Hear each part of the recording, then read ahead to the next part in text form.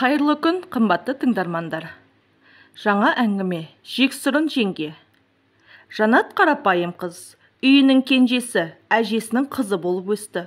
Алдында екі әпкесі және жалғыз ағасы бар. Жастайынан өте білімді болып өсті.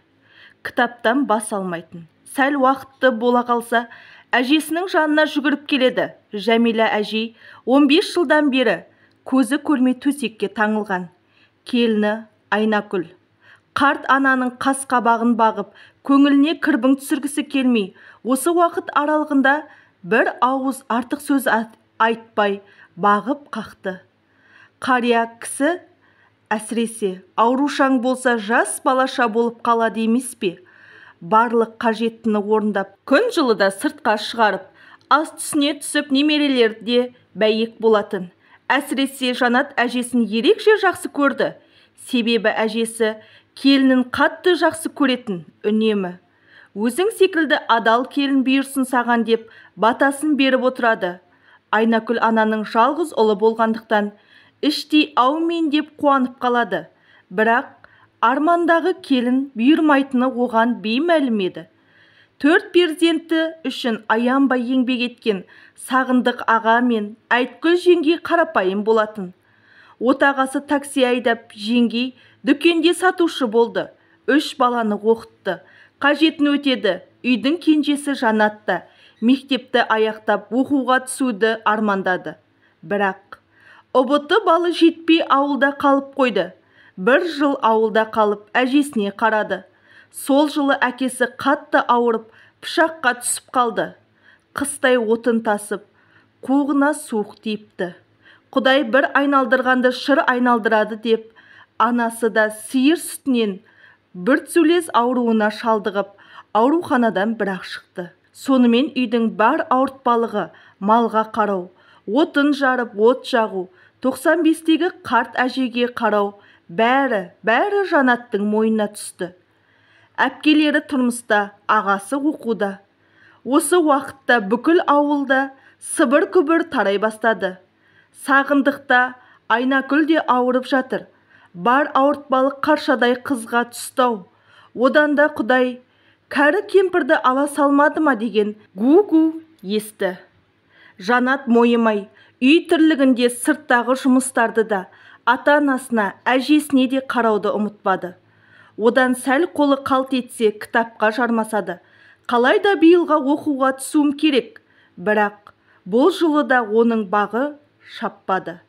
Математикадан ақсап, тағы грант иегері атана алмады. Тамағына ащы өксік тығылып, еңіреп қоя берді. Неге Құдай маған көп көрді екен деп налыды. Бұл кезде ағасы қалада жұмыс жасап, үйге қаражат жіберіп отыратын. Ата-анасының жағдайы түзеліп, беті бері қараған соң Жанат қалаға ағасының жанына жұмыс жасауға кетті. Ақша тауып, ақылы болса да оқимын деп шешті. Әжесінің батасын алып қалаға келді. Ағасымен бірге көкөніс сатып ақша тапты. Ағасы Санат өте жас, жуас жігіт. Тірлігін істеп үнсіз күліп қойып жүре береді. Мінезі ауыр болғандықтан бүкіл ауыл оны жақсы көретін. Жақсы жар кездесуін тілейтіндердің қарасы көп. Ақыры сауданың арқасында Жанатта оқуға түсті. Ағасының да жұмысы дөңгеленіп, күннен күнге жақсара берді. Алғашында пәтер жалдап тұрды. Сосын жер алып, үй соғып бастады. Барлығын Жанат екеу бірге жүріп істеген соң ба, ағалы қарындас екеу өте мейірімді болды. Ата-анасына да қаржылай көмек берді. Енді Жанаттың тек бір ғана арманы керемет келіншек жолығып, сырла жеңге табылса екен дейді. Әжесі өмірден өтіп, ауылдағы қой ешкіні қасқыр талаған соң соңғы қара малды сатқызып, ата-анасын қалаға көшіріп алды. Үйдің құрылысы аяқталмаған соң барлығы пәтер жалдап тұрды. Жанат оқуда аяқтап, қаладағы мектепке тарих пәнінен мұғалім болып орналасты. Осы уақытқа дейін не жігітке қарамапты, не қыдырмапты. Үй аяқталып, енді бәрі Жанатты ортаға алып, тұрмыс құруын айтып, құлақ етін жей бастады. Бірінші ағам үйленсін, жеңгемді көріп, сырласып біраз жүрейін деген Жанатқа ағасы. Қарындасым, Осы уақытқа дейін көмек бердің, өзіңді ойламадың. Сенің жолың жеңішке, тұрмысқа шық деп рұқсатын берді. Жанат тұрмысқа шыққан соң, анасы келін алуды армандап, Санатқа жар іздей бастады. Балам, бір күн ауру, бір күн саумын, білесің. Қашанғы соқа басың сопайып жүресің, үйің бар, жұмысың бар. Енді мен де келіннің рақатын көріп, немере бағып отырайын деп күнде айтатын болды. Содан Санат ауылдың қызын жар етіп, бірақ күнде бойдақ күнмен қоштасты. Өзінен 13 жас кіші сұп-сұлу келіншегіне қарап сүйсініп қояды. Алғашқы күндер жақсы өтіп жатты. Жас келін болған соң майда шүйде олақ тірлігіне енесі көз жұма қарады. Өзі жуас кісі. Келін келген соң мүлде тұйықталып кетті. Санаттың мінезі анасына тартқан болатын. Келіншегі бастапқыда үндемейтін. Бертін келе неге сонша мінезі ауыр, неге үндемейсің, тілің бар ғой айтсай, неге сонша сүмелексің деп жайлы мінезін басқаға жорып, тиісіп жүрді. Әлі жас қой деп Санатта үндемеді. Оқуын аяқтап дипломын алып берді. 2 балалы болғандықтан жұмысқа тұратындай болмады. Балалары әлі кішкентай. 3 жылдан аса отырды, үйде болды. Үйде отырып, жалықтың ғой, балаларға өзім қараймын. Жұмысқа тұрып, бір мезгіл сыртта болып кел деп енесі келіне қолдау білдірді. Жақын жердегі мектептің басшылығымен сөйлесіп жұмысқа тұрғызды. Басында бәрі әдемеді. Бір күні ойламаған жерден жұмыстан шығып келді. Үйдегілер сұраса, тіс жармайды. Бар айтатын жауабы, істегім келмейді дейді. Қайнатасы мән-жайды білу үшін мектепке келді. Басшылыққа жазылған жиналыстың аяқталуын күтіп отыр. Бір кезде директордың бөлмесінен топырлап мұғалімдер шыға бастады. Орнынан көтерілген Сағындық аға кіруге беттеді. Алдынан шығып үлгерген директор мұны көрді де, сіз ба? Келіңіз, деп бөлмесіне қайта кірді. Айналайын балам, менің келген себебім, келінім осында оқытушы болып жұмысқа тұрып еді. Көп болмады. Таңертең күнде жұмысқа бармаймын деп жатып алады. Себебін сұрасақ айтпайды. Мектепте бір жағдай болды ма? Деді сұраулы жүзбен. Келініңіз жұмыстан шығарылды. Ауданнан сондай бұйрық келді. Өзі неге айтпады екен? Хабары бар еді ғой. Ата-аналардың бірі шағым түсіріпті. Егер маған шағымданғанда шешіп беретін едім, істі насырға шапқызбай, бірақ ол ата-ана тікелей ауданға шығыпты. Айтуынша баласына қол көтерген көрінеді. Оны келініңіз де растап отыр. Аңтарылып қалған Сағындық аға үнсіз есіктен шығып кетті. Үйге келгенше дәрмені құрып, аяқтары дірілдеп әрең жетті. Келді де бөлмесіне барып жатып қалды. Кешкі ас үстінде ақырын әңгіме бастады. Келін шырағым, мектеп директорына барып жолықтым. Айтқандары рас па? Деді сабырлы үнмен. Рас, деп діңк етті келіні. Ішер асына түйіліп қалған қайнатасы ары қарай не айтарын да білмеді. Келіні сөзді өзі жалғады. Ұрмай енді Құдайдың ұлы ма еді? Тыңдамайды, миды аштады. Ұрдым деді ашулы үнмен. Не жағдай болып жатыр деп сөзге енесі Айнакүл араласты. Өткенде бір балаға қол көтергем. Сумаңдап жетіп барыпты ғой, ата-анасы арыз жазып деді де, болдым деп бетін сипап дастарханнан тұрып кетті. Масқара болдық, көрші қолаңға деп енесі бетін шымшыды. Осы оқиғадан кейін келіні үйде отырмаймын, жұмыс жасаймын деп ызыңдай бастады. Бір-екі мектепке барып еді, еңбек кітапшасындағы жазуларды көріп қабылдамай қайтарып жіберді. Амалсыз мемлекеттік жұмысқа қабылдамаған соң пелмен цехына жұмысқа тұрды. Ұрыс жанжалдың барлығы осы жұмысқа тұрған соң басталды. Күйеуі Санат тым жуас, келіншегіне артық сөзі жоқ. Тіпті қайда барасың, қайда келесің деп те сұрамайды. Осы мінезін біліп алған жас келін бір жерге баратынын ескертуді де жөн санамайды. Бірте-бірте күйеуіне де суық қарайтын болды. Жанында жақындатқысы келмей, тыжыранып шыға келді. Жұмысқа асығып ерте кетеді, кеш келеді.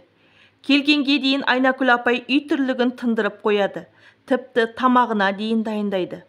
Көрші қолаң сөз ете бастады. Келін алып қолыңыз ұзармады-ау, өзің келін боп зыр жүгіресің деп ренжиді. Ондайды Айнакүл апа. Қайтем енді, байқұс жұмыстан шаршап келеді. Бір жағына болысайын деп мен де құр үйде отыра бергенше деп құтылады. Еріндері сылп еткізген көрші кемпірлер өзің біл дегендей иығын қиқаң еткізіп кетуге асығады. Күндер өтіп жатты. Келіннің жұмысы қауырт. Күннен күнге тым кеш келетін болды. Ата енеге жақпайды әрине. Күйеуі де қадағалап сұрамаған соң жас келін өз дегенмен жүретін халге жетті. Бірте-бірте мінезде өзгеріп сала берді. Кеш келсе келіптіміз сылтаурататынды шығарды. Бір күні Сағындық аға келіні кешіккен соң сыртқа шығып көрді. Дала тас қараңғы. Анандайдан көліктің жарығы байқалды. Шеттегі дүкенге кіріп темекісін алып шыққаны сол. Әлгі көліктен аяғын наздана басып келіні түсті. Сылқ-сылқ күліп құшақтасқан ол аялдамаға қарай жүрді. Өз көзіне өзі сенбеген Сағындық аға дереу үйіне беттеді. Тез-тез басып кірген ол жүзі сұрланып келінін күтіп отыр. Немересін ұйықтатып Айнакүл апа бөлмесінен шықты. Есікті ашқан келіні ата енесін көріп тыжыранып қалды. Жақтырмаған сыңай танытып бөлмесіне кіріп бара жатыр еді. Қайнатасы тоқтатты. Келін айналайын, бүгін тым кеш келдің. Оның үстіне. Иә, жолдың бәрі профка ғой енді деді. Неге жұмысшылар таситын көлікпен келмедің? Әлгі машинедегі кісі кім? Бастығым, көлік бұзылып жұмысшыларды өзінің көлігімен тасыды бүгін. Енді бәріңізге отчет тапсырмайтын шығармын деп ашуланды. Осы кезде Сағындық аға қатты ашуланып орнынан атып тұрды. Тапсырасың, осы үйде тұрасың ба? Демек бізге бәрін айтып отырасың деді. Қалшылдап, қырып та қарамаған келіні бөлмесіне кіріп кетті. Жұмысынан шаршап келген Санат демалып жатқан болатын, оянып кетті. Сен не, енді келгенсің бе? Бүгін бәрін келісіп алып мені тергеп жатырсыңдар ма әдейі? Саған не көрінді? Ештеңе, жатып демалайықшы деді Санат. Келіннің мына жүрісі ұнамаған Сағындық аға күдіктене бастады. Іштей тына алмады. Барып кемпіріне айтты. Ой-бой, мұның не шалау? Келінді аңдып жүрсің бе? Бұзылса бұзылған шығар машинесі, құрсын. Ешкім естімесін деген соң Сағындық аға да сабасына түсіп үнсіз қалды. Бірақ күнде жеңіл көлікпен келуін соңына дейін шыдай алмай кетті. Келін, отырыңыз, әңгіме бар. Айта беріңіз. Қандай әңгіме деді. Келіні кірпідей жиырылып. Келін шырақ, мені жақсылап тыңда. Бір емес, екі емес. Неге күнде бастығыңмен келесің? Машине бұзылды дедің. Жарайды, сендік. Жұмыстың көлігі болған соң дереу жөндеу керек шығар. Басқа жұмысшыларды неге ала келмейді? Немене? Бастығыңа ерекше адамсың ба? Не деп тұрсыз? Ұялмайсыз ба? Не айтып тұрғаныңызды білесіз бе өзі? Денім сау, басым жайында. Сол үшін не айтып отқанымды өте жақсы білемін. Ал жауап бер. Неге? Қапелінде бұлай жағамнан алады деп ойламаса керек. Келіні өтірік шыңғырып, жанжалдасып, кінәсіз жоқ адамның кейпіне түсіп, жылап қоя берді. Араға енесі түсті. Шалау, қойшы енді, жазықсыз кінә тақпай. Көзбен көрмеген соң. Нені көрмеген соң? Нені? Жастарыңыз 50-ден асты. Жап-жас келінге бұлай жала жапқанша өле қалмадыңыздар ма? Бір аяғыңыз көрде бола тұра, маған кінә тағып, деп ашуланды келіні. Мен көзбен көрген соң сұрап жатырмын, неге күнде бастығыңа келеді деп. Басқа сұрақ қойдым ба? Жала жаптым ба? Мен тек не үшін дедім. Ал сен өзің жауап бере алмай, жанжал шығарып отырсың. Осы кезде өтірік ашуланып, бұл тақырыпты жаппақшы болды да дастарқан үстінде тұрған шәй ішетін кесені алды да қайын атасына қарай лақтырып жіберді. Қақ маңдайына тиген кесе шытынап кетті де маңдайынан қан бұрқ ете қалды. Зәресі ұшқан кемпірі атып тұрып, бинт әкеліп, иот әкеліп, зыр жүгіріп кетті. Өз ісіне ұялмаған келіні бөлмесіне бара жатыр еді атасы. Көргенсіз деді. Атасы көзі аларып. Кім көргенсіз? Маған жала жапқан сіз бе әлде? Өзін өзі қорғаған мен бе деді келіні. Болды, енді шыдай алмайды екем деп бөлмесінен жүгіріп кетті. Артынан енесі барды.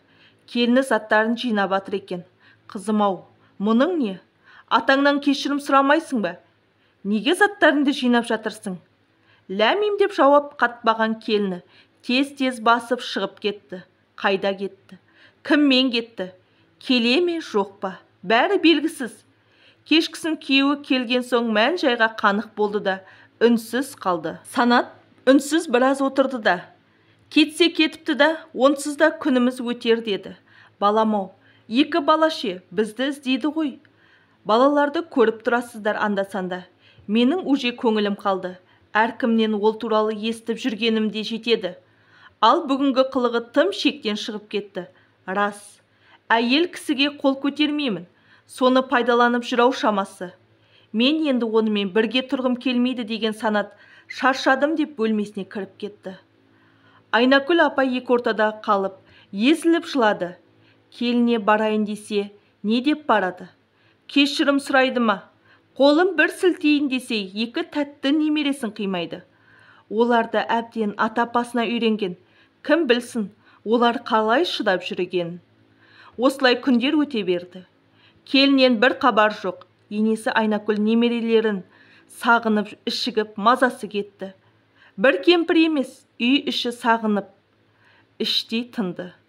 Сағындық, ақсақал мен Санат жұмыста болып кішкене болсын көңілі бөлінеді. Ал Айнакүл апаға өте қиын соқты. Күн ұзаққа көз жасына ерік беріп, немерелерін іздейді. Ақыры шыдамаған ол. Келіне емес, құда-құдағилар ертеректе қайтыс болып, үйдің үлкені осы келіндер болып қалып еді. 80-ге келген әжесі бар. Бірақ қауқарсыз қарияны кім тыңдасын? Оның сөзі тек келінге ғана емес, басқасына да өтпейді. Әйтеуір үйдің бір бұрышын паналағанына шүкіршілік айтып отыр. Өзіне кейінгі бауырларына тәрбие берудің орнына жандарына барып, қайтпай отырған келіннің үйге оралуын, атасынан кешірім сұрауын айту үшін жаңағы Құдашаға хабарласты. Құдаша саламатсыз ба дей беріп еді. Құдаша дүрсе қоя берді. Жағдайымызды қайтейін деп едіңдер. Қаршадай қызымызды алып, жетім деп елемедіңдер.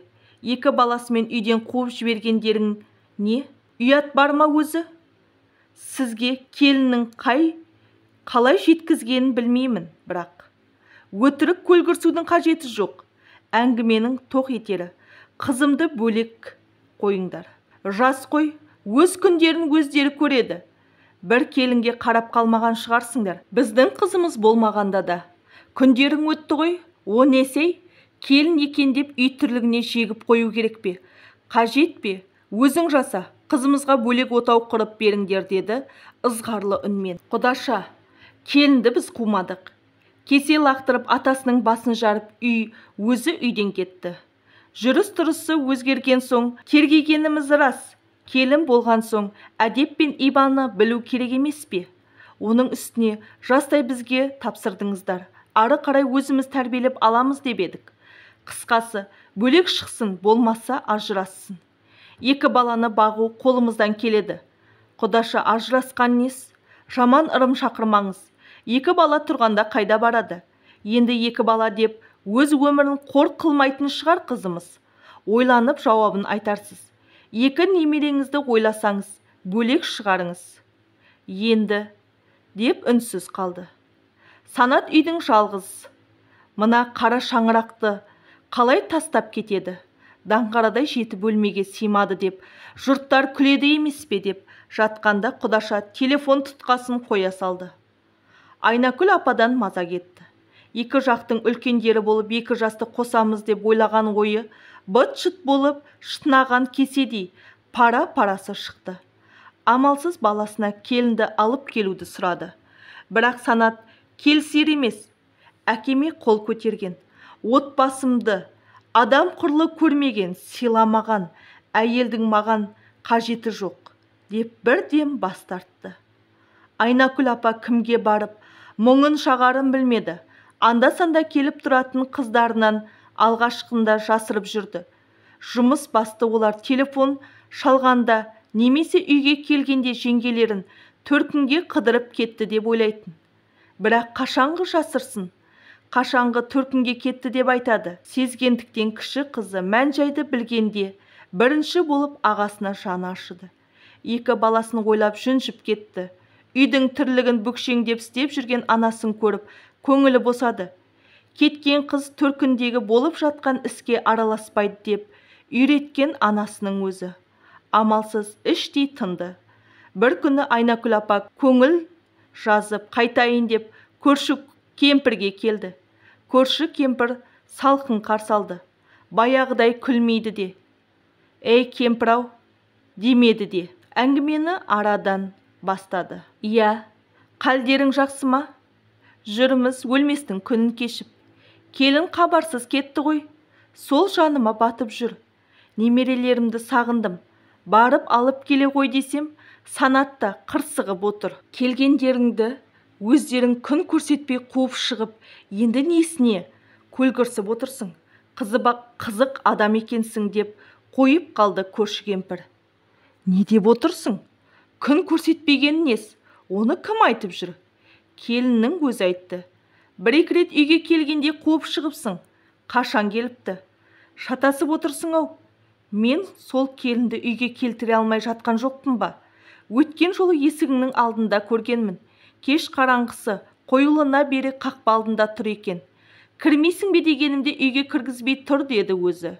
Дәл қай күні екенін есіңде ме? Әрине, абысынның үйіне беташарға барып келген күні. Өткен сенбіде. Айнакүл апа бірдеңе есіне түскендей орнынан атып тұрды.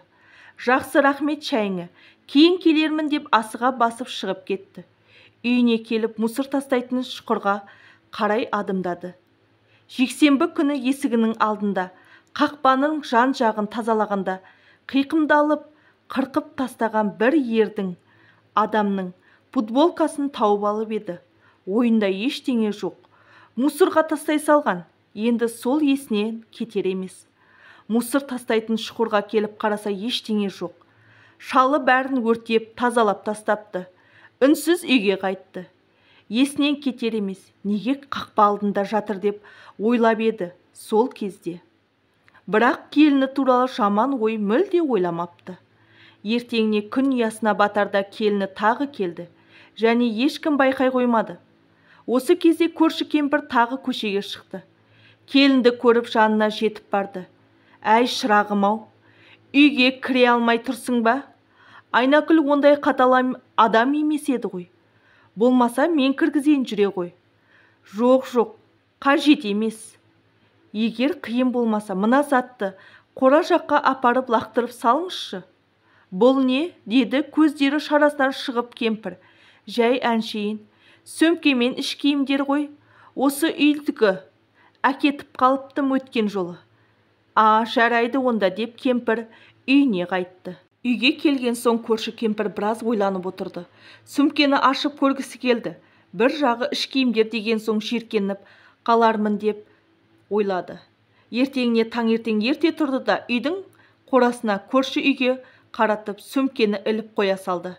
Арада 3-4 күн өткен соң Санаттың отбасы өзгере бастады. Біресе Санат, біресе әкесі қайта-қайта мазасы кетіп, жұмысқа бара алмай жатып қала беретін болды. Кейде тіпті қатты ауырып қалатын. Сап-сау адам қалай аяқ астан ауырады? Мүмкін суық тиді ме екен деп ойлаған Айнакүл апа жедел жәрдем шақырды. Олар еш кінәрат таппай, тек ағза әлсіреген деп 1-2 дәрумендер жазып беріп кетті. Жедел жәрдемді көрген көрші кемпір жағдай сұрауға үйге кірді. Мән-жайға қанық болған соң аз-маз ойланып отырды да, әлгі сөмке есіне түсті. Дымын білдірмей сытылып шығып кетті де үйді сырт айнала барып қараса қорада әлгі қара сөмке әлі ілініп тұр екен. Бар ойы бәле жала осы сөмкеде ме екен деп Айнакүл апаны шақырып келді.